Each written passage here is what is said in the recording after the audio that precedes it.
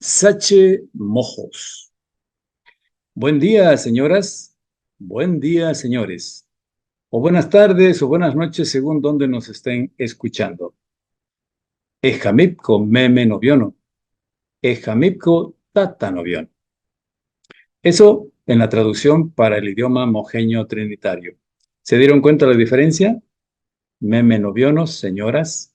Tata noviono, señores. En plural. Bueno, comenzamos el espacio cultural aquí en la radio. Tenemos varios temas para esta ocasión, con entrevista incluida que les va a gustar, estoy seguro. Y también el correspondiente repaso a la historia regional, un poco de música para matizar. Y visitamos también un poemario. ¿Quiere empezar? ¿Ya está listo? ¿Acomodadito? Empezamos. Sache Mojos.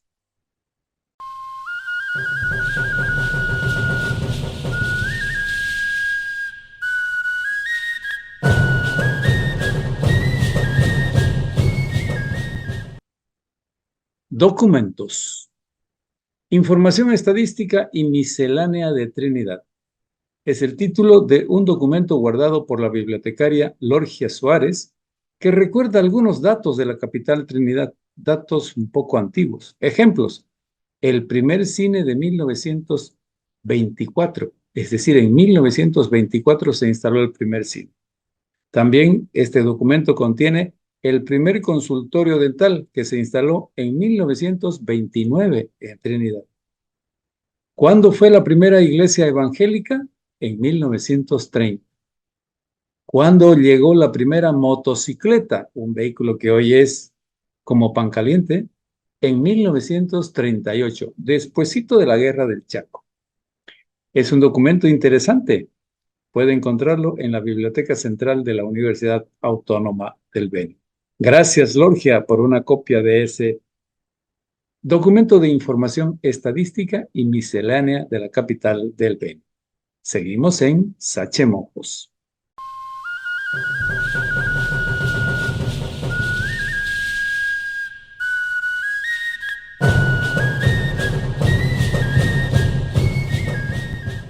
Concurso fotográfico Madidi. Un concurso inusual de fotografía sobre naturaleza ha sido lanzado en la región del Madidi.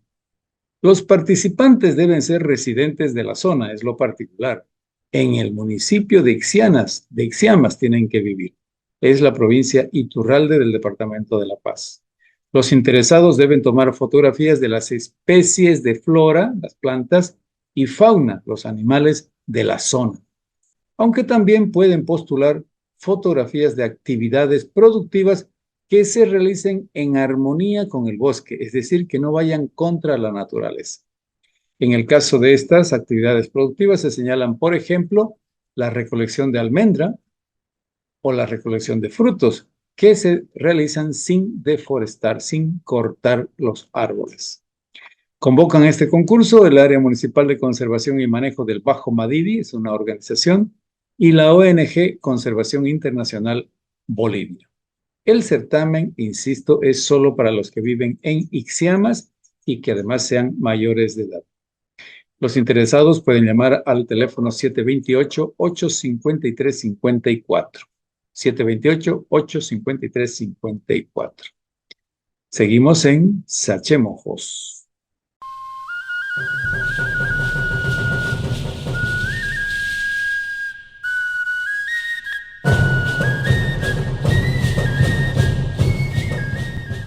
El ensamble de nuevo. El ensamble Mojos, el principal grupo de la Escuela de Música de San Ignacio, tendrá 2 presentaciones en la ciudad de Sucre el próximo marzo. El día 27, que es el aniversario de la Universidad Mayor Real y Pontificia de San Francisco Javier de Chuquisaca, ese es el nombre exacto de la Universidad de Sucre, Ese día 27 el ensamble se presentará en acto especial con motivo del aniversario, que es el aniversario 400 de la Universidad de Chuquisaca.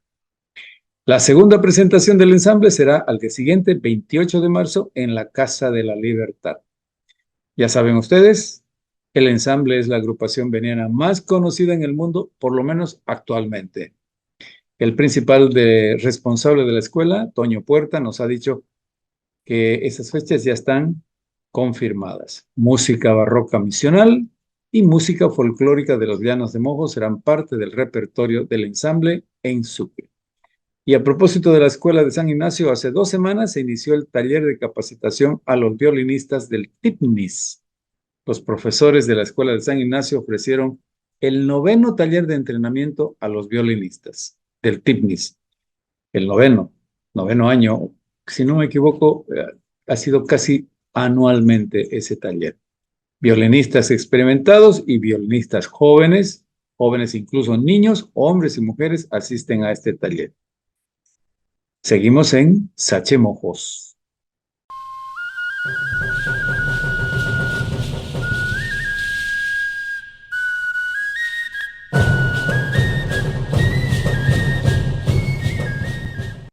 Libro de expresidente. Un libro de la expresidente Yanine Áñez fue presentado en Trinidad esta semana. Se titula Yanine de puño y letra. Fue mostrado en la Casa de la Cultura del Beni, que tuvo lleno completo de su salón de actos. Por primera vez, después de mucho tiempo, va mucha gente a la Casa de la Cultura. La presentación fue realizada por Carolina Rivera Áñez, hija de la expresidenta. Al exponer el contenido de la publicación, Carolina dijo que su madre pretende mostrar la verdad de los casi 3 años que ha vivido presa. Remarcó que ella es una presa política del gobierno del MAS, está detenida, según sus palabras, de manera injusta, ilegal e inhumana. El libro, como dice el título, fue escrito a puño en su celda en un simple cuaderno. Manuscrito, viene a ser. La expresidenta Áñez fue arrestada en Trinidad en marzo del año 2021 y fue llevada inmediatamente a La Paz. El libro, Yanine a puño y letra, tiene 6 capítulos y el prólogo de la obra fue escrito por el expresidente de Colombia, Andrés Pastrana. Queremos remarcar esto de que después de mucho tiempo, el Salón de Actos de la Casa de la Cultura se mostró lleno, completamente lleno.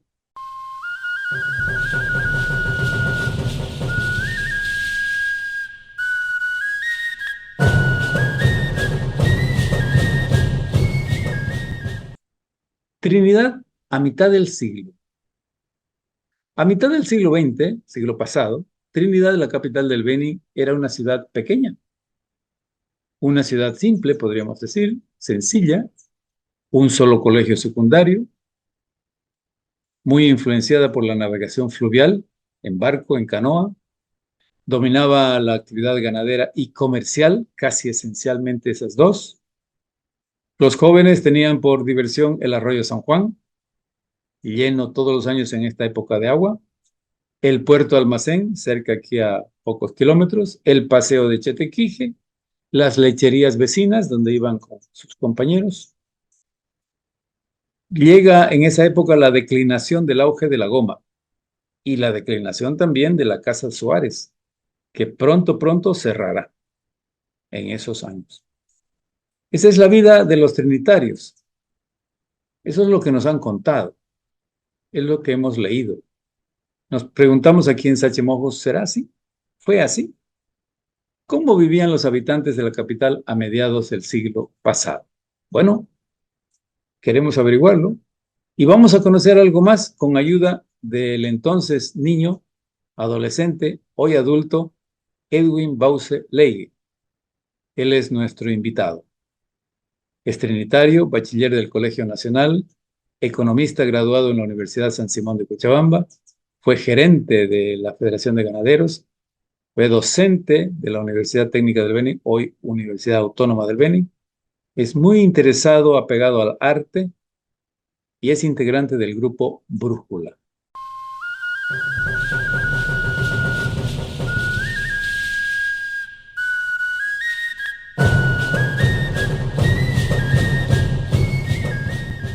Don Edwin, gracias por recibirme aquí en su casa. ¿Por qué, Juan Carlos? Para mí es un gusto tener una persona como vos, tan preocupada siempre por todos los aspectos culturales de nuestra región. Gracias. Precisamente por eso vengo, para hurgar su memoria.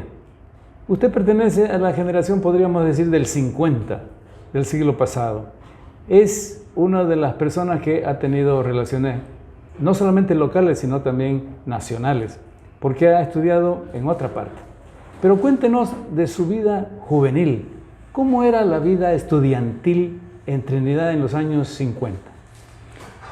Bueno, en realidad más de los años, entre los años 40 y 50, Ya, digamos, ¿no? Mi educación infantil era la época mejor de mi vida.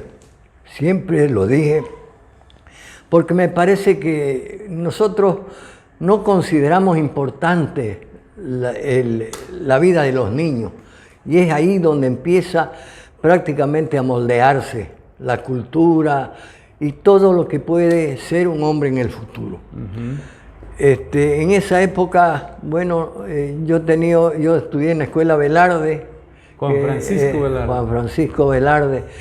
Habían dos escuelas fundamentalmente, era la escuela Velarde y la Nicolás Suárez, primero. Después, lógicamente, aparecieron la Fabián Baca Chávez y otras escuelas más. El kinder ya existía el liceo y el colegio 6 de agosto, por ejemplo, que era prácticamente como una especie de preuniversidad. ¿No? Bueno, yo he tenido compañeros de la escuela brillantes como Tori Bravo, un cura un cura que en realidad nunca iba a llegar a ser obispo porque no pertenecía a la prácticamente a las grandes congregaciones, a la congregación de franciscanos sobre todo. Él era un cura seglar de provincia, diocesano, diocesano, exacto. A mí se me van un poco los nombres, va a disculpar. No hay problema. Y para mí es un personaje, por ejemplo, Tori Bravo. Después ha habido otras personas importantes, ¿no?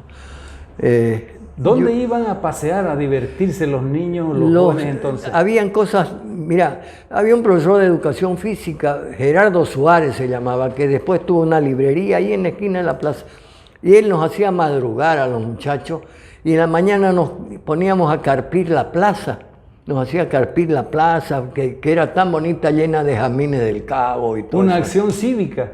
Acción cívica, y de ahí al arroyo a nadar. Ese era sacarse el sudor. Claro, como andábamos descalzos no había problema. Nadábamos en el arroyo. Libremente. Así es.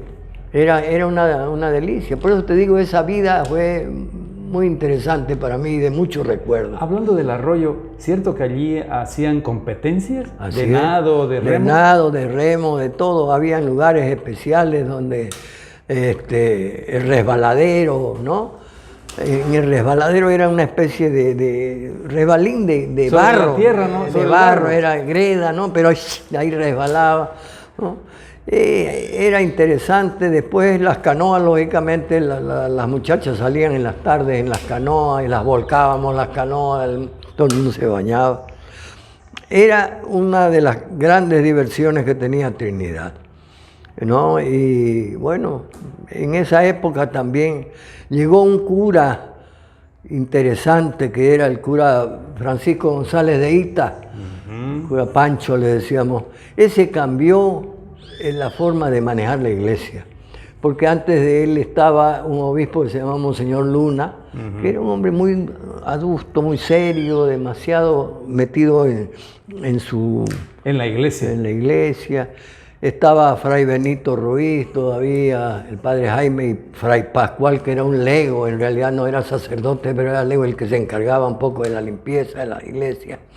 Pero daba miedo entrar a la iglesia en esa época. Entonces llegó, porque los curas eran así, sí, muy serios. Sí, muy serios y un poco oscura la cosa, el ambiente era un poco oscuro, ¿no?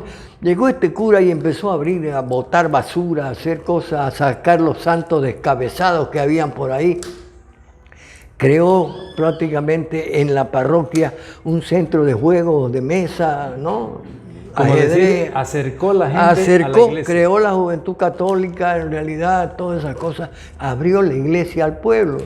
Y felizmente después ya llegó Monseñor Anazagasti. Bueno, digo felizmente porque también tuvo sus cosas, ¿no? Él hizo mucho por la iglesia, pero lo mandó a Pancho a Cuba, porque él le pisaba los talones, ¿no? El cura este. Ajá. Eso fue una realidad, porque ya Monseñor creó el cine, una cosa, el otro era más comerciante que el otro. ¿Qué actividades económicas de lo que usted conoce se desarrollaban en Trinidad? ¿Cuál era lo principal? Bueno, primero la ganadería siempre fue lo más importante, ¿no? Aquí la mayor parte de la gente vivía de la ganadería, pero había gente extranjera que abrieron casas comerciales, que fue también lo que dio más movimiento, digamos, aquí. ¿Cuáles eran las casas? Elfner, la casa Seller, la casa Yulo, ¿no? La casa de Roth. Después había Juanito Fernández, ¿no? Tenía en la esquina donde estaba la heladería de los curas, ahí era la tienda de Juanito Fernández, que después se trasladó a la calle 18 de noviembre. ¿No? Después había... De los que hay todavía descendientes. Claro, hay.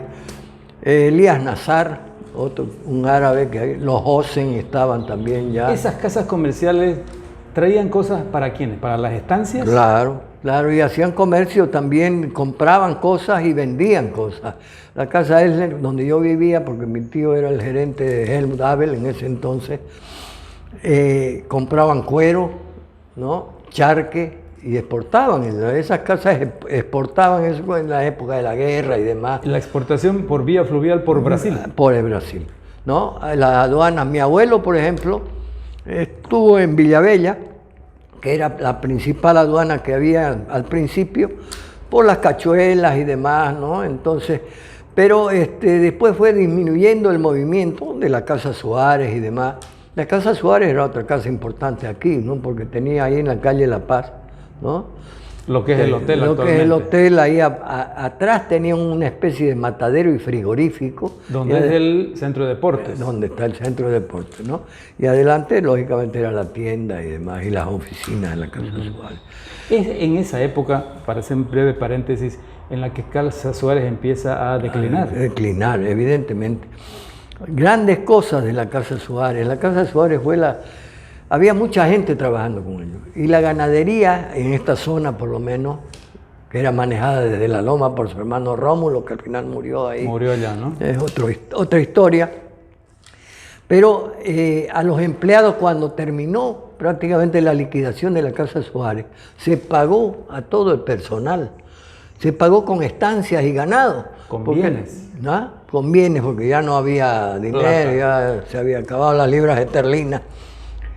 Esa es una gran cosa de la Casa Suárez, una de las grandes cosas. Que la mayoría o buena parte de empleados quedaron con posesión de algo, pagados. Claro. Entonces, yo no sé. Y algunos bienes quedaron en manos del Estado. Claro, por supuesto. Se pagaron, se hicieron cargo, ¿no? Porque después, cuando el MNR hubo chiverío también de cosas, ¿no? Una de las anécdotas interesantes, cuando le preguntaron a uno de los que había estado en Cachuela, en la repartija esa ya, le dijeron, después del 52. Pues, le dijeron, pues bueno, aquí en el inventario dice que hay una lancha y se ha perdido la lancha. No sé, dijo, a mí que me traduzcan, dijo. ¿No? La lancha. Entonces, todas esas cosas, bueno, y es una pena, ¿no? Lo de Cachuela, por ejemplo, es una pena, ¿no? Entonces, la ganadería y el comercio. El comercio era lo fundamental aquí, después no habían otras actividades, pues mayores, digamos, ¿no? ¿Qué se puede deducir del efecto que causó el cierre de la Casa Suárez en el comercio?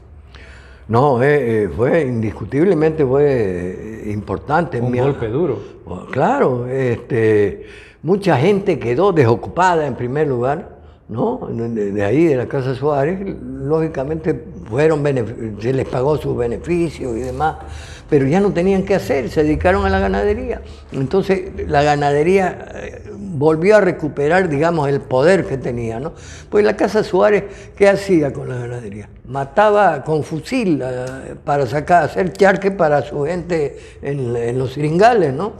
Ese era tenía 250.000 cabezas de ganado la Casa Suárez. era dueña de montonera de hectáreas o de kilómetros cuadrados, si querés llamarlo así, ¿no? ¿Se acuerda de algunos centros principales ganaderos que tenía la Casa Suárez? La Habana, por ejemplo, Habana, que era de Cuayno, esto de aquí era de la Casa Suárez.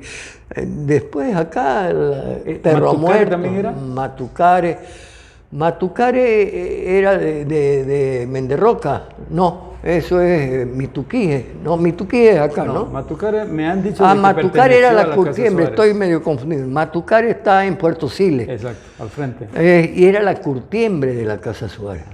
Ahí se curtían las suelas más interesantes que yo he tenido. Yo incluso las sillas que tengo en el Tapacaré de suela de Matucare todavía. Ah, bien. Todavía está, porque el que la maneja ahora es Bruckner, ¿no? Uno de los Sí. Bruckner, nieto de don Rosendillo Roca, que fue el que se adjudicó Matucare y demás. Estamos conversando con don Edwin Bause Leigue, aquí en su casa, por lo cual le agradecemos enormemente. Conversando en el programa cultural Sachemojos. Don Edwin, usted después de la primaria se fue a Cochabamba, allá hizo la secundaria, Sí. se capacitó, se profesionalizó. Brevemente cuéntenos cómo fue ese su periodo profesional ya. Fue interesante, digamos, yo estudié en San Simón, ¿no? En la Universidad de San Simón, con mi señora, los dos estudiamos ahí. Yo estudié Economía, ella Derecho, y yo fui un poco inquieto en esa época, entonces estuve dirigente estudiantil, Vaya. ¿no? Fui 3 años dirigente del Centro de Estudiantes de Economía. Participaba mucho en el Consejo Universitario. En esa época era muy inquieta la universidad. Estoy hablando de la época de Avance, de Barrientos y demás, ¿no? En esa época era complicadita la cosa, desaparecían incluso las personas. Algunos dirigentes desaparecieron. Me acuerdo del muchacho Gamarra de la Facultad de Arquitectura, que lo encontraron en una noria en Sacaba después que desapareció, porque no habían. Estaba Eliodoro Alvarado, un dirigente universitario que desafiaba a la gente tremendamente, y él se tuvo que quedar a vivir en la FUL, en realidad en Cochabamba. Era época de mucho movimiento político interno de la universidad. ¿Con qué venía nos compartió usted en la universidad? En la universidad con Ovidio Roca, por ejemplo, ¿no? Con un muchacho de Riberalta, habían varios también, uno que era dirigente del comedor universitario. Se me van un poco los nombres ya, ¿no? De hace muchos años, pero este personaje, por ejemplo, estuvo mucho tiempo de dirigente del comedor universitario, que en ese entonces era una gran ayuda para la gente de afuera, ¿no? Es la labor del dirigente también, Así ¿no? es. Yo trabajé también en la universidad, en el Instituto de Investigaciones de la Facultad de Economía, y ahí tuve la oportunidad de partir con gente muy interesante, políticos y profesores también de la facultad, y que me ayudaron a preparar mi tesis de grado, en realidad, que no era una tesis, sino era un proyecto, porque yo... Antes de eso, lo interrumpo porque quisiera saber una especie de motivación para la actual generación. ¿Qué le indujo a estudiar economía? Mira, fue un rebote en realidad. Si yo te soy sincero, yo empecé a estudiar arquitectura. Yo era muy aficionado al arte, me gustaba mucho el arte. Se nota por el ambiente que tengo. Y en la Argentina yo hice 1 año de arquitectura, pero por problemas financieros no pude, fue una profesión cara en primer lugar. Ya. No pude seguir y decidí venirme rebotó. acá. Bueno, entonces ya por mis propios medios empecé a trabajar de una cosa, de ¿Qué le otra. miró en la economía para entrar a esa facultad, a esa carrera? Me interesó porque la economía en realidad mueve a los pueblos, en realidad es la carrera que si es bien manejada, la gente que sale de la carrera de economía debería ser la que maneje la economía de este país, ¿no? Yo siempre he pensado en el desarrollo del Beni en realidad y del país en general, pero no suceden las cosas así muchas veces, ¿no? Pero eso viene a ser como que usted se equivocó. No, yo no me equivoqué, no, definitivamente no me equivoqué, pero lo que pasa lo que digo yo es que muchas veces los economistas no tienen la oportunidad de desarrollar su profesión como debe ser, ¿no? Para atender las necesidades de este pueblo. Ese es mi principal... En una charla previa con nosotros, usted me adelantó que allá en Cochabamba tuvo oportunidad de compartir con un gran veniano. Y digo grande porque no solamente tiene su reconocimiento público, sino también porque destacó en su actividad ganadera especialmente. Don Guillermo Tineo Leigue. ¿Sí? Primero es su pariente, Es mi pariente. pero él era mayorcito que usted. ¿Cómo fue esa relación? Bueno, en realidad yo empecé la relación con Pibe, bueno, de muchachos sí, porque vivíamos cerca, ¿no? Éramos vecinos en la calle 6 de agosto, digamos. Pero después ya la relación fue cuando él estuvo ya aquí inquieto en la política y demás, en la creación de la universidad y demás, porque él estaba en el Senado, en la época de Barrientos, ¿no? Yo estaba de dirigente universitario y me acuerdo que le mandé un telegrama felicitándole cuando se creó la universidad de aquí, en esa época. Y ahí empezó nuestra relación. Después, cuando vine acá, él me introdujo al sector ganadero. Yo primero hice una auditoría de la Federación de Ganaderos, que estaba un poco mal llevada la contabilidad, la gente tenía muchos problemas financieros y demás. Recuperaron con ese estudio, que lo hice con un contador argentino que había acá, ¿no? Y recuperaron muchos recursos la federación con ese trabajo. Después fui gerente de la federación. Él me introdujo en realidad en la federación de Ahí ganaderos. lo conocí yo. ¿No? Ahí en la federación de ganaderos estuve yo casi 10 años, 8 o 9 años en la federación. Pero le vuelvo la pregunta, discúlpeme, está muy bien eso, conocer lo que hizo cuando volvió ya profesional. Pero durante su estancia en Cochabamba, conoció a Pibe en esa actividad política. Así es, El que PIR. yo recuerda eso. El Él PIR, fue en uno realidad. de los promotores, fundadores del Partido de la Izquierda Revolucionaria. Así es. Sí, el PIR se creó en realidad, empezó a generarse en la época de la autonomía universitaria, ¿no? En los años 27, 28. Y ahí estaban de líderes, pues, José Antonio Arce, los Anaya, Ricardo Anaya sobre todo, que era el de las ideas grandes. José Antonio Arce era el presidente del PIR, ¿no? El jefe del PIR en realidad. Y era un personaje, el parlamento pues funcionaba muy bien, pero en términos universitarios el PIR era en Cochabamba, el centro del PIR en realidad estaba en la Universidad de Cochabamba. Los rectores, si vos mirás, Renato Crespo, Arturo Urquidi, la mayor parte de los rectores eran piristas. Porque el PIR fue un partido de élite, indiscutiblemente. Y en el Beni tenía una célula muy importante. Claro que sí. Y aquí era Pibe Tineo. Aquí estaba Pibe Tineo, estaba Méndez, estaba tu tío Ibáñez. En fin, había una serie de personalidades en el PIR. Estaba Vargas Martínez, que vivía Germán Vargas Martínez. Germán Vargas Martínez. Que fue diputado también. También fue diputado. Estaba... Hernán Melgar también fue. Hernán Melgar, Gerson Justiniano. Bueno, Gerson fue falangista primero, después pasó al PIR y después fue... Cuando se desbarató el PIR ya, cuando el MNR agarró, porque las políticas que planteó el MNR eran planteamientos del PIR, eso es indiscutible. La reforma agraria, la nacionalización de las minas, son planteamientos del PIR. Y eso está escrito en la historia. Además. Una década antes. Claro. Entonces el PIR decidió deshacerse. Y le dio libertad a sus militantes, y unos se fueron al MNR y otros se fueron al Partido Comunista, ¿no? Ahí estaba Hernán Melgar Justiniano y compañía. Don Edwin, usted sabe que en Sachemojos nos gusta la cultura, es un programa dedicado a la cultura. En esa época, ya cuando usted regresó profesional, estamos hablando de los años 60 y tantos, 70. Sí.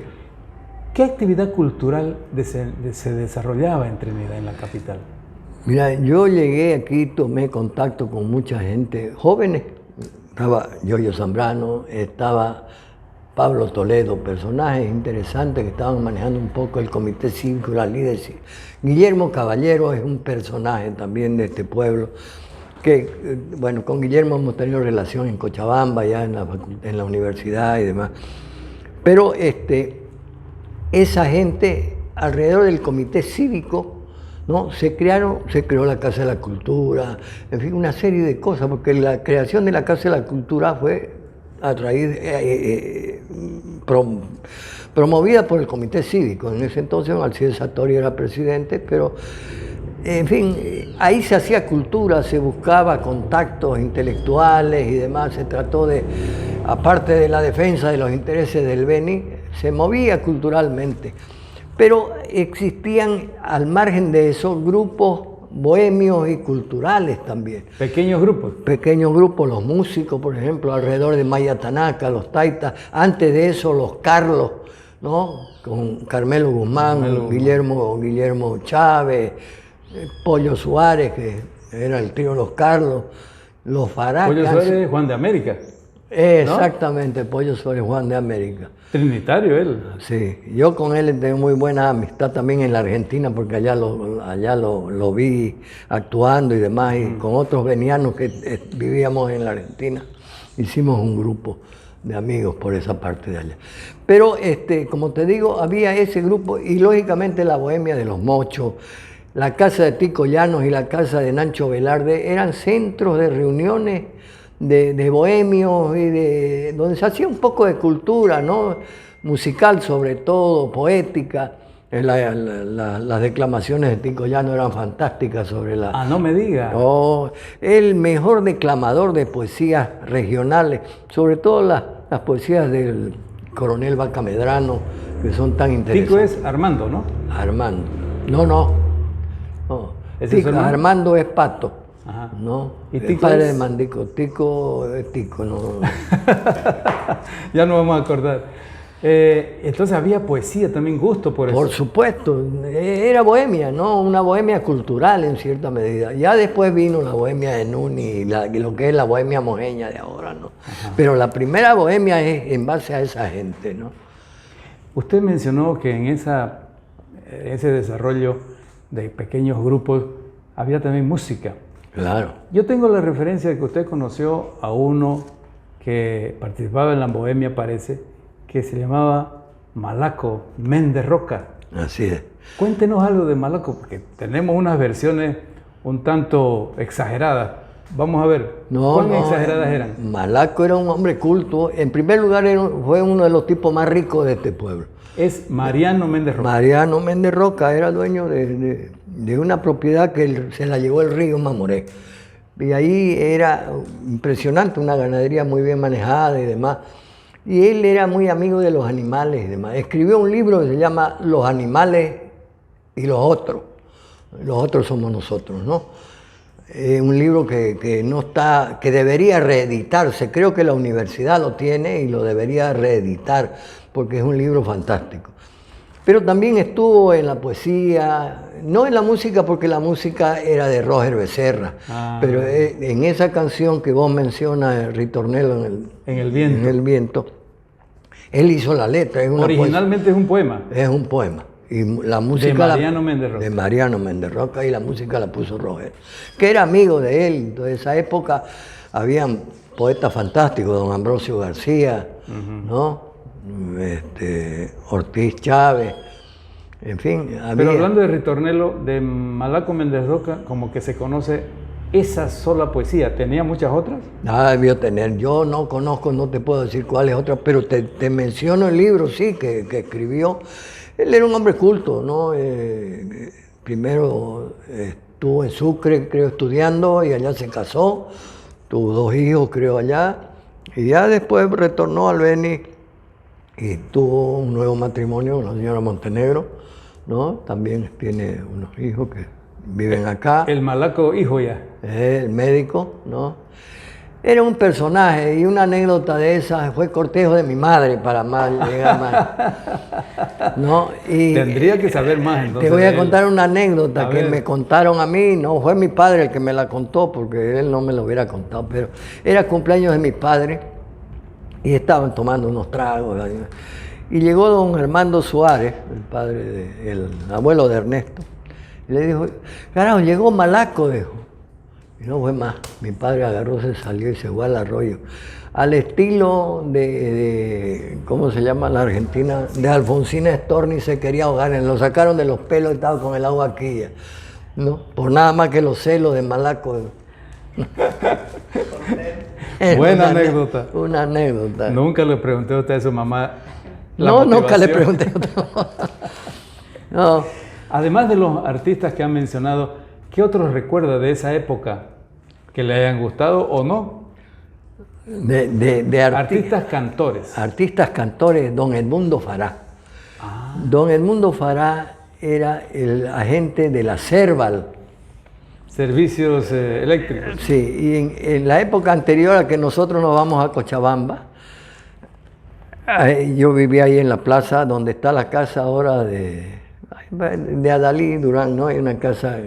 Y en la casona, donde está la casona, ahí vivía don Edmundo Fará. Frente a la plaza. Frente a la plaza. Y él paraba cantando. Él era un cantor sobre todo de tangos, y cantaba mucho tango. Él parece que estuvo en la Argentina. Pero una voz magnífica. Trueno Saucedo, un riberalteño que es espectacular también. Después cantores, Yussi, el mismo Yussi Fará, que hablaba poco y cantaba mucho, ¿no? Después, y mira vos cómo se hereda la cosa. Mundi Fará tiene 2 o 3 discos grabados, ya no, el hijo de Yussi. Entonces, esa es una familia de cantores, bueno, compositores y cantores como Asunta Limpia de Parada. Asunta es una fantástica mujer y sus letras son increíblemente bellas, ¿no? Especialmente se las reconoce como poetisa, ¿no? Como poetisa y como compositora de música. Tiene varios taquiraris y otras músicas hechas que los taitas han interpretado, ¿no? Es decir, y todas sus letras tienen un porqué, ¿no? ¿Usted encuentra alguna relación entre la cultura de esa época con la actitud de la autoridad, de la alcaldía o de la prefectura? ¿Hubo encuentro o hubo desencuentro? ¿Qué había? Yo creo que lamentablemente la política regional ha sido muy mal llevada, ¿no? Es decir, en términos de autoridades y demás. Lógicamente con excepciones, siempre hay excepciones. Pero, ¿qué te puedo decir? La época del PIR, por ejemplo, fue una época de gente culta, de gente que trataba de hacer cultura y demás de una u otra forma. Después vino la época del MNR, que es una época de matonaje, indiscutiblemente. Y de ahí ya los cambios fueron mejorando un poco, ¿no? Pero esa época fue negra, la época del MNR. Fue de caciquismo, de gente que no tenía profesión, de que no eran muy preparados, y eran más caciques, ¿no? Y después ya empezó a mejorar la cosa. Pero siempre ha habido un distanciamiento entre las autoridades de no patrocinar el aspecto cultural. Le han dado poca importancia, ¿no? Incluso dentro de la cultura misma de la gente, digamos en las escuelas, en la educación misma de la gente.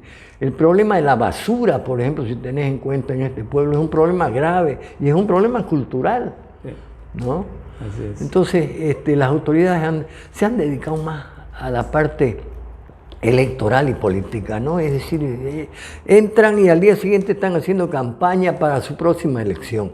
O sea, no puede ser eso. En vez de dedicar esos recursos a la educación, a la cultura, están dedicándolo a hacerse promoción personal. Y eso no está bien, ¿no? Le agradezco a don Edwin por recibirnos en su domicilio para conversar sobre muchas cosas que interesan, muchas cosas de la historia del departamento, de la capital especialmente. Pero no quiero despedirme sin pedirle si tiene usted algo que no le haya preguntado aquí. No. ¿Qué destacaría? Mira, voy a destacar esto culturalmente. Nosotros tenemos un grupo que se llama Brújula. Brújula del Pensamiento Veniano fue un grupo que lo creamos con Pepe Villar, Arnaldo Mejía, mi señora y yo. En realidad los 4 fuimos los promotores de ese grupo. Después entraron varios más, René Monge, Mauricio Paz y algunas otras personas que nos apoyaron, digamos, con sus contenidos, porque la idea fue abrir una especie de semanario donde nosotros opinemos y hagamos algo de cultura. Eso fue el origen de Brújula. Y con ese interés hemos hecho varias cosas. Por ejemplo, apoyar a algunos poetas como don Ambrosio. Le publicamos un libro. Me gustaría mostrarte, si me puedes pasar todo ese paquete de cosas. Si me permite. Claro, no sé, claro, por supuesto. Un poco Conozcamos. ¿no? Este es el libro Obra Poética que hicimos con Brújula y lo introducimos también al grupo de Carlos Navia, que es un personaje de este pueblo, Carlos Navia. Economista como usted. Economista. Ahí me faltó decir que en la Facultad de Economía estuvieron personajes como Carlos Navia y algunos otros, Carlitos Chávez, algunos venianos interesantes que han estudiado ahí. ¿Y como Brújula? Como Brújula hemos hecho eso, hemos fomentado muchas cosas, hemos escrito sobre la vida y la obra del doctor Gilfredo Cortés Candia. Estos son libros de él, no sé si los tenés, ¿no? Este grupo íbamos a seguir publicando las obras de don Ambrosio García, lamentablemente falleció. Él antes de eso hizo este libro, ¿no? Y lo dedicó, mirá vos la dedicatoria a quienes vienen. El alba del ocaso, poemas. Ambrosio García. Sí. Ese es un libro interesante, ¿no? Y este es un libro que yo he hecho de mis artículos de prensa. Huellas. Yo he sido siempre un tipo... Este ya es propio. Es propio, es mío, ¿no? Pero siempre apoyado por Brújula, porque Arnaldo Mejía, que es uno de los promotores culturales más grandes que tiene este pueblo. Que tiene varias publicaciones. Tiene, por supuesto, él tiene una obra literaria bastante vasta, ¿no? Nos ha ayudado en todas estas publicaciones y ahora estamos sacando un libro más que se llama Tributo a don Domingo Leigue, ¿no? Un personaje de este pueblo que la edición va a salir en los primeros días de marzo. Ya. Y lo vamos a brevemente presentar. ¿Quién es?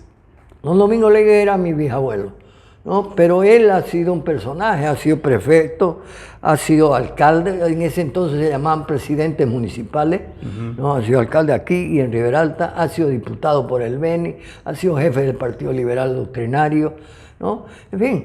No poca cosa. No era poca cosa y son gente que está abandonada en cierta medida por la historia en cierta medida. Entonces hay que retomar, ¿no? Esos personajes y como él hay un montón. Don Néstor Suárez, tenés un señor Bartelemí de Loreto, ¿no? Tenés después Letelier de Loreto, tenés Pérez Velasco de Loreto, que son personalidades. La mentalidad chola en Bolivia, un libro fantástico que en realidad armó revuelo, escrito por Pérez Velasco, Daniel Pérez Velasco. Daniel, ¿no? Son personajes que hay que rescatarlos en la historia cultural de este pueblo. Está mencionado en el libro de Carola Bartelemí. ¿Seguro? Maestros Ilustres, creo. Ah, Sí. ya te digo. Y bueno, este es una recopilación. Yo soy admirador de Rubén Carvalho Brey, un veniano distinguido de la última generación que acaba de morir hace 12 días o 15 días. Estas son las cartas que yo personalmente las he recabado todas.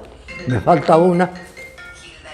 Cartas de Rubén Carvalho a Evo Morales. Bueno, son 20. ¿Planea publicarlas?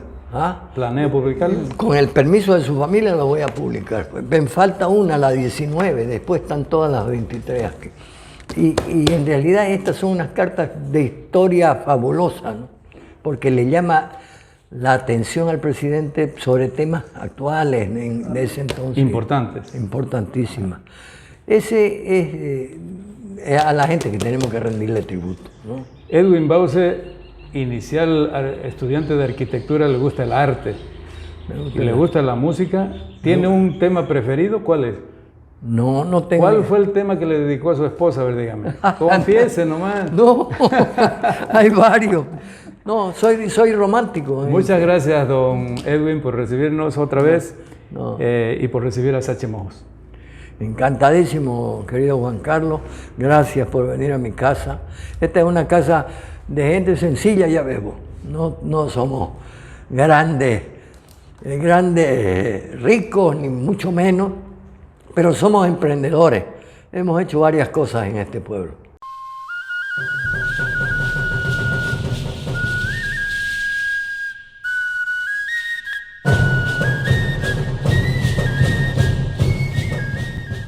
Calendario histórico regional.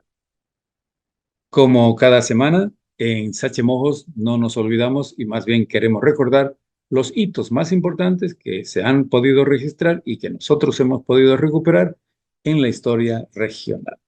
Empezamos. Calendario histórico regional, año 2011, 23 de febrero. Las aguas del río Beni inundan la población de Rurrenabaque debido a las intensas lluvias de temporada. Una excepcional precipitación caída en las últimas estribaciones de la cordillera desbordan el río Beni de su cauce. 2 días después, el desborde alcanza la población de Reyes y también varias comunidades de la zona. El agua interrumpe los caminos. El gobierno declara esos municipios en zona de desastre. El Centro de Operaciones de Emergencia Departamental declara el estado de emergencia. Ayuda en alimentos, abrigo y medicinas para los damnificados llegan desde Trinidad y también desde La Paz. Las lluvias afectan en general a todo el Beni. Calendario histórico regional, año 1767, 27 de febrero. El rey Carlos III de España dicta el decreto que expulsa de América y Filipinas a los hermanos jesuitas. Las instrucciones para la expulsión llegaron al conocimiento del virrey del Perú, Manuel de Amat, el 20 de agosto de ese mismo año. Mucho después llega al presidente de la audiencia de Charcas, Juan Martínez de Tineo. La orden fue remitida al gobernador de Mojos, Antonio de Aymerich, y este transmitió la misma a Joaquín de Espinosa, encargado de la zona de Baures. En septiembre de 1767 había en Mojos 17 reducciones en pleno funcionamiento y la Procuraduría de Pailas también. Estaban a cargo del padre Juan de Beingolea. El éxodo de los jesuitas de América hacia Europa se prolongó por 6 años, hasta 1773. Calendario histórico regional, año 1862, 27 de febrero. Nace Ramón Calvo y Martí en la ciudad de Tarragona, España. Estudia para ser sacerdote y en 1888, con 26 años, se ordena integrante de la Orden de los Frailes Menores, OFM. En 1919 es posesionado como primer obispo titular del Vicariato del Beni. Tenía ya 57 años. El vicariato había sido creado 2 años antes, en 1917. Monseñor Calvo fue obispo del Beni hasta su fallecimiento en 1926. Calendario histórico regional, año 1970, 27 de febrero. Se bautiza como Batallón de Ingeniería 6 Riosinho a la guarnición militar de Cobija, creada al finalizar la Guerra del Acre. Se llama así en homenaje a la batalla de Riosinho en la Guerra del Acre, donde destacó en forma heroica el soldado Maximiliano Paredes. Calendario histórico regional, año 1919, 27 de febrero. El Consejo Municipal de Trinidad firma contrato con la empresa de luz eléctrica Trinidad para dotar iluminación por 2 años a la Plaza José Vallivian. La empresa tiene como socios a los señores Cruz Mastorakis y Genaro Fernández. El contrato impone la colocación de 18 focos con fuerza total de 475 bujías. Los postes deben ser de tajibo y cuchi, bien labrados y pintados. Los focos deben encenderse a las 6 de la tarde y apagarse a las 11 de la noche entre abril y agosto. Los demás meses desde las 6:30 hasta las 11:30 de la noche. El contrato es firmado por Domingo Leigue, presidente del Consejo Municipal. Calendario histórico regional, año 2014, 27 de febrero. Muere de 2 balazos el reo Carlos Rivero Smith, el asesino del exprefecto del Beni, Máximo Pesoayesque. El recluso fue victimado en el trayecto de la cárcel de Trinidad a la ciudad. Los autores del crimen dispararon y huyeron en una motocicleta, según testigos. Se había convertido en el gestor de los reclusos. Cali Rivero cumplía su 6º año de condena por el asesinato del exprefecto. Antes había sobrevivido a un atentado del que responsabilizó a Pessoa. Calendario histórico regional, año 1969, 1 de marzo. Se inician las actividades académicas de la Universidad Técnica del Beni José Valliviano. Creada en noviembre del año 1967, comienzan clases en la carrera de Ingeniería Zootécnica. Asiste, especialmente invitado, el presidente Luis Adolfo Siles Salinas. El acto solemne se efectúa en el Cine Teatro Trinidad. Es la primera casa de estudios superiores del departamento del Beni. Calendario histórico regional año 2013, 1 de marzo. Jura como nuevo gobernador del Beni el abogado Carmelo Lenz Frederiksen. El político había ganado las elecciones regionales con la alianza Primero el Beni en enero anterior. Obtuvo el 52% de los votos. Su rival fue la modelo Jessica Jordan Burton del Movimiento al Socialismo, que consiguió el 44%. Lenz gobernó el departamento hasta mayo del año 2015. Calendario histórico regional. Año 2020, 2 de marzo. Fallece el médico e historiador Orlando Montenegro Melgar. Especialista en medicina reconstructiva, investigó y publicó la historia del líder indígena del pueblo canichana, Juan Maraza. Es autor de Pueblos de Mojos, Mamoré, Pampas y Yuracarés. También de El fracaso de la victoria y Sinopsis histórica de la ganadería beniana. Fue miembro de la Sociedad Beniana de Escritores y de la Sociedad de Estudios Geográficos e Históricos del Beni. Creó el Centro Cultural Llano en Llamas. Había nacido en octubre de 1956 en San Pedro Nuevo. Calendario histórico regional, año 1790, 3 de marzo. Un censo en los 16 pueblos de la región de la provincia Mojos Colonial es ordenado por el gobernador Lázaro de Rivera. El resultado dio una población total de 22,000 indios, reducidos por los misioneros jesuitas. Había pasado un siglo desde la primera fundación de las misiones evangelizadoras.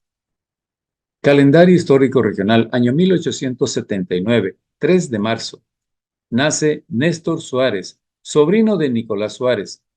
Electo diputado, Néstor Suárez propició la llegada del pedagogo belga Rafael Segers. Gestionó también la llegada de la profesora Ninfa Basadre y de Alfredo Pereira Lanza, autor de la letra del himno al Beni. Suárez compró la imprenta en la que se elaboró el diario El Eco del Beni en Trinidad. Calendario histórico regional, año 1933, 3 de marzo. Nace Luciano Pinto Román en la ciudad de Guarnes, Santa Cruz. Estudió música en el Instituto de Bellas Artes de la capital cruceña. Al salir del instituto, con varios de sus compañeros, crean la banda de música Sapo Pinto, apodo con el que fue conocido. En 1955 se traslada a Trinidad, donde ejerce como maestro de música en los principales colegios. La banda Sapo Pinto y los del Paitití se convierten en constante animadora y una referencia artística del Beni. La técnica de la trompeta de don Luciano fue seguida por muchos alumnos. La banda Sapo Pinto grabó en discos Eriva. Falleció en noviembre de 1984. Calendario histórico regional, año 1939, 3 de marzo. Nace Óscar Zambrano Martins en Cachuela Esperanza, provincia Bacadíes del Beni. Estudió literatura y comunicación en Berlín, Alemania. Fue profesor en la Universidad Católica de La Paz y en la Gabriel René Moreno de Santa Cruz. Poeta, periodista, cineasta. Hablaba 4 idiomas. Ganó primer premio en concurso de teatro en la Casa de la Cultura de Santa Cruz con la obra La Última Fiesta. Como cineasta, realizó varias películas nacionales, entre ellas Pescadores. Escribió la cantata El Ay, sobre la historia del Oriente Boliviano, obra que no pudo ver realizada porque falleció en 1993 en Santa Cruz. Calendario histórico regional, año 1939, 3 de marzo. Se funda el Colegio Nacional Pedro Kramer en Riberalta. La creación fue una iniciativa parlamentaria de don Pablo Saucedo Barberí, diputado por el Beni. El establecimiento fue bautizado con el nombre del abogado, periodista, político, historiador y geógrafo Pedro Kramer Bonetti, nacido en la provincia Pacajes de La Paz. El primer director del colegio fue el profesor Manuel Antonio Ojopi Campos. Entre muchos de sus alumnos, el prestigiado poeta Pedro Shimose pasó por sus aulas. El colegio ha sido declarado Patrimonio Cultural del Beni por una ley departamental. Calendario histórico regional.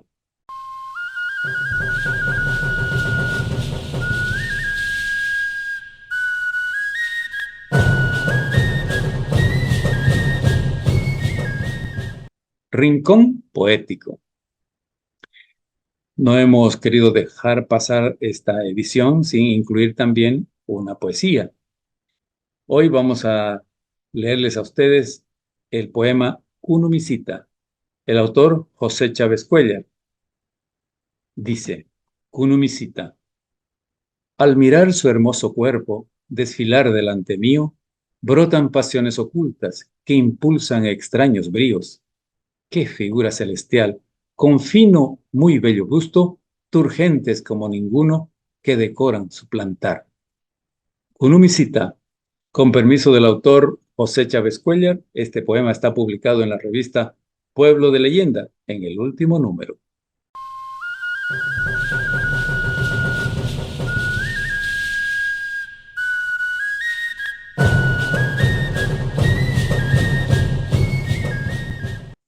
Bueno, llegó el punto final para Sachemojos. ¿Listo el pollo? Los invito a sintonizar otra vez el programa dentro de 7 días.